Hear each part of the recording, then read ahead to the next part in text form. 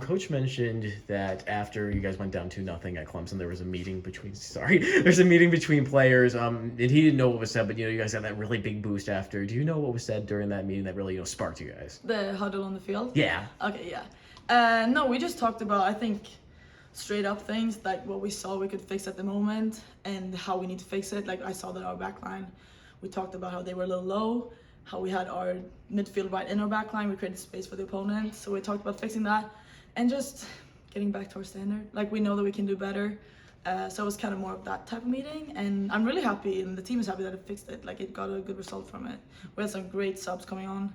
Maria created a lot, Leah and like Lily, they ran a lot for us, so that was great. Yeah. How good is it in that moment that you can lean on the experience or just be comfortable saying to your teammates, okay, this is what we need to do as we're facing adversity here? No, I think it's great, and I think we're also receptive to it. So obviously anyone can have that huddle. We all got together, and Roque talked quite a bit. She mentioned what she saw from the goalkeeper position, and then we had our center backs talk. We had Lay as our 6. We all like mentioned what we saw. It's not a long meeting, like it was a minute almost, but I think that everyone's really receptive of it. So it's very important as a team, because since we didn't have the halftime coming up really, that was like 15 minutes in or something. We really needed to just get together quick, and it was good. Yeah.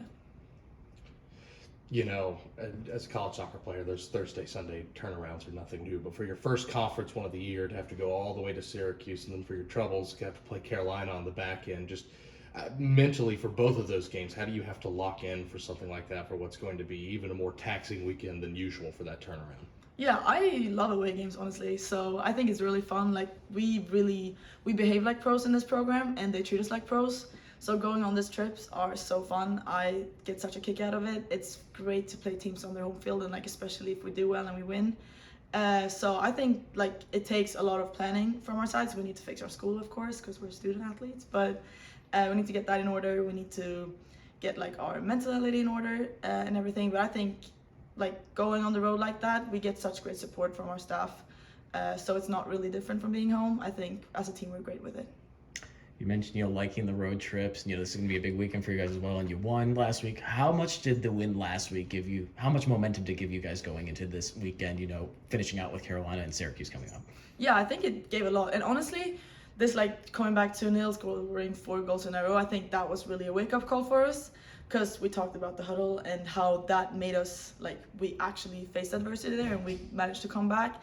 And I think going out of that and knowing that we can fix that, we can go from a 2-0 down to a 4-2 win, it's very strong. And as you said, I think it creates momentum. And going into Syracuse, I know that the whole team is really excited to prove that we can start off the game like that. We don't have to wait 15 minutes and get 2 goals in on us to like really turn the gears.